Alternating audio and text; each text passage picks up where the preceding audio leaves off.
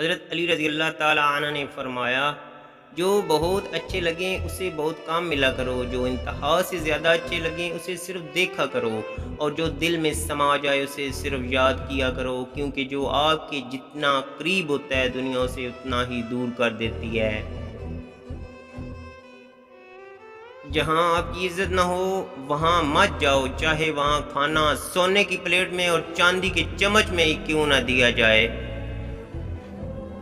جس نے تمہارے ساتھ برائی کی ہو اس کے ساتھ احسان کر کے اسے بدلہ دے دو، کیونکہ احسان بد زبانوں کی زبان بند کر دیتا ہے۔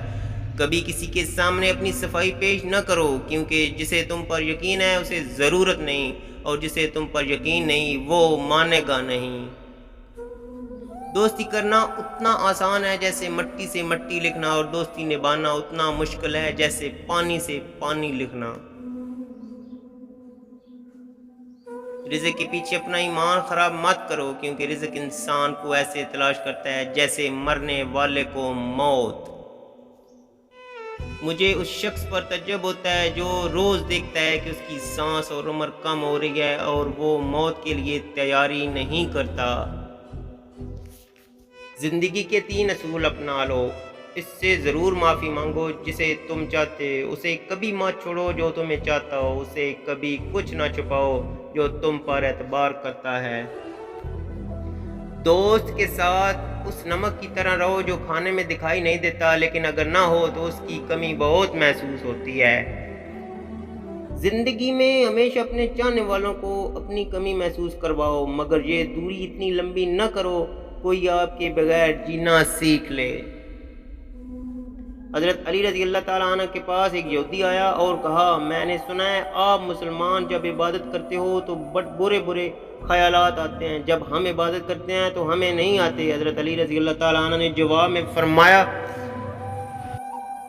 اگر ایک گھر فقیر کا ہو اور ایک امیر کا تو چور کہاں جائے گا؟ یہودی نے کہا، امیر کے گھر میں جائے گا۔ حضرت علی نے فرمایا، تبھی تو شیطان اس کو ستاتا ہے جن کے دل میں اللہ ہے، جن کے دل میں اللہ نہیں ہوتا وہاں شیطان کا کیا کام۔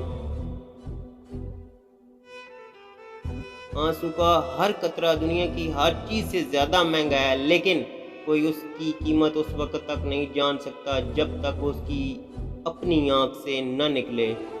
جس سے زیادہ محبت ہو اس سے اتنی نفرت بھی ہو سکتی ہے، کیونکہ خوبصورت شیشہ جب ٹوٹتا ہے تو خطرناک ہتھیار بن جاتا ہے۔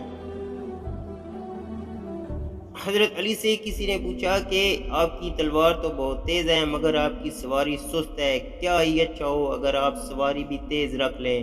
حضرت علی نے فرمایا، تیز سواری کی ضرورت 2 قسم کے لوگوں کو ہوتی ہے، ایک وہ جو میدان سے ڈر کے فرار ہونا چاہتے ہیں، دوسرا وہ جو بھاگتے ہوئے کا پیچھا مال غنیمت کے لیے کرتے ہیں، اور میں دونوں کام ہی نہیں کرتا۔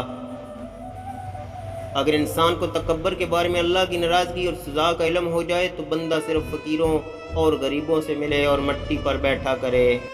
اگر کوئی شخص اپنی بھوک مٹانے کے لیے روٹی چوری کرے تو چور کے ہاتھ کاٹنے کے بجائے بادشاہ کے ہاتھ کاٹے جائیں۔